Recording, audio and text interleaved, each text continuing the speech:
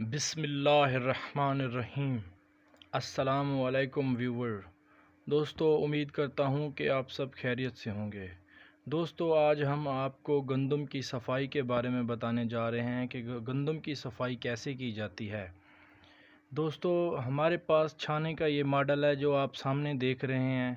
اس کے RPM 750 ہیں۔ اس کی فل سیٹنگ ہم آپ کو بتانے جا رہے ہیں۔ اگر آپ ہمارے چینل پہ نئے ہیں تو چینل کو سبسکرائب لازمی کر دیجئے گا۔ دوستو، ویڈیو کو اینڈ تک لازمی دیکھیے گا۔ لاسٹ میں آپ کو ایک ایسی سیٹنگ بتانے جا رہا ہوں جو کافی سارے ہمارے نئے دوست نہیں جانتے ہوں گے، ایون کہ پہلے مجھے بھی اس سیٹنگ کا پہلے پتہ نہیں تھا۔ دوستو، سب سے پہلے ہم نے چھنوں کو صاف کر لینا ہے۔ یہ اچھے سے صاف ہو گئی ہیں، جیسے کہ میں نے ان کو پہلے صاف کر لیا تھا۔ اب اس میں میگنیٹک لگا دیا ہے میں نے۔ میگنیٹ کا کام یہ ہوتا ہے کہ جب کوئی لوہے کی چیز اندر داخل ہوتی ہے تو وہ میگنیٹ اپنے اوپر کیچ کر لیتا ہے اور مشین کے اندر جانے سے روکتا ہے۔ اس طرح آپ کی مشین کا نقصان بھی کم ہوتا ہے۔ دوستو، جیسا کہ آپ جانتے ہیں کہ ہماری جو چکی ہے وہ سولر پہ ہے، اس لیے ہم نے اب چھانے کو سٹارٹ کر دیا ہے۔ یہ چلنا اب شروع ہو گیا ہے۔ دوستو، جو اس کی چال ہوتی ہے وہ آپ نے دانوں کے حساب سے رکھنا ہے۔ اگر دانوں میں زیادہ مٹی ہے اور مٹی کے کنکر ہیں بڑے بڑے تو ان کی سپیڈ آپ نے سلو رکھنی ہے۔ اگر دانے میں جیسے دانے کے آٹے نکلا ہوتا ہے، دانے کا آٹا نکلا ہوتا ہے، اگر اس طرح ہے تو پھر بھی آپ نے سپیڈ سلو رکھیں۔ اگر کچھ بڑے جیسے گھنڈی وغیرہ اس طرح کے کوئی ہیں تو پھر آپ نے بے شک سپیڈ زیادہ کر دینا ہے۔ اس میں کیا ہوتا ہے کہ جو مٹی ہوتی ہے نا وہ اچھے سے نیچے سے صاف ہو جاتی ہے۔ دوستو، آٹے میں جو ریت کے ذرات شامل ہوتے ہیں اس کی دو اہم وجہ ہوتی ہیں۔ ایک وجہ میں آپ کو آخر میں بتاؤں گا اور ایک وجہ میں آپ کو بتا رہا ہوں۔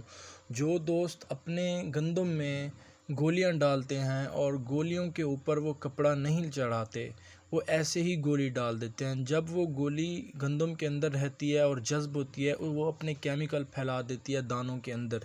وہ دانوں کے اندر جذب ہو جاتے ہیں اور وہ دھلتے نہیں ہیں۔ جیسے وہ آتے ہیں چھانے پہ صاف، اوپر سے تو صاف ہو جاتے ہیں، اب اندر سے وہ صاف نہیں ہوتے۔ اس طرح جب ہم اس کا آٹا بناتے ہیں تو ریت کے ذرات اس میں شامل ہوتے ہیں۔ ان دوستوں کے لیے لازمی ہے کہ آپ ان کو کہیں کہ بھی آپ گندم دھو کے آئیں۔ دوستو، یہ آپ دیکھ سکتے ہیں، یہ چھانے کی پچھلی سائیڈ ہے۔ یہاں پہ گھنڈی، ممنوع دانہ اور باریک دانہ نکلتے ہیں۔ یہاں پہ ہم تھیلے لگا دیتے ہیں تاکہ وہ نیچے کچرا پھر اکٹھا نہیں ہوتا۔ اس طرح ان تھیلوں میں اکٹھا ہو جاتا ہے۔ یہ پائپ آپ دیکھ رہے ہیں، یہاں سے گندم کے اوپر والا چھلکا اور مٹی پائپ پنکھے کے ذریعے اوپر کی طرف ہم بھیجتے ہیں تاکہ اندر مطلب دکان میں وہ مٹی شٹی نہ ہو۔ اس طرح کا ہوتا ہے دوستو۔ یہ آپ دیکھ سکتے ہیں دوستو، یہاں سے یہ دانے نکلتے ہیں اور یہاں سے میں نے یہ ابھی ہٹایا ہوا ہے تھیلا۔ ابھی ہم دوبارہ اس کو اوپر چڑھا دیں گے۔ دوستو، لاسٹ میں آپ کو جو سیٹنگ بتانے جا رہا ہوں یہ وہ سیٹنگ ہے جو پہلے مجھے نہیں پتہ تھی۔ یہ ہے مٹی توڑی۔ یہ ایک جگہ ہوتی ہے چھانے کے پیچھے نیچے، چھوٹی سی جگہ جہاں پہ مٹی ساری کٹھی ہوتی ہے۔ اگر اس مٹی کو آپ صاف نہیں کریں گے تو دانے میں آٹومیٹک ریت کے اور مٹی کے ذرات شامل ہوتے رہیں گے۔ پھر جب آپ اس کا آٹا بنائیں گے تو وہ آٹے میں ریت کے ذرات آ جائیں گے اور آپ کے کسٹمر آپ سے شکایت کریں گے کہ بھیا آپ نے صاف نہیں کیا۔ یہ وہ جگہ ہے دوستو جس کا پہلے مجھے بھی نہیں پتہ تھا۔ مجھے بھی بعد میں ایک دوست نے بتایا تھا کہ بھیا آپ اس کی صفائی کرتے ہیں یا نہیں کرتے۔ میں نے کہا تھا جی مجھے تو اس کا نہیں پتہ۔ پھر اس نے صفائی کر کے دکھائی تھی، تب میں نے بندے کو کہا تھا کہ بھی مجھے بھی یہ صاف کر دیں، تب جا کے جی اب بالکل ایکوریٹ اب دانے ہم صاف کرتے ہیں۔ یہ اندر کی طرف آپ دیکھ سکتے ہیں، اگر میں دکھا سکوں تو۔ دوستو، آپ نے یہ جگہ آپ نے صاف کر لینی ہے اور جو دوست اس کے علاوہ شکایت کرتے ہیں تو آپ ان کو کہہ دیں کہ بھئی آپ صاف کر کے دھو کے لے آئیں۔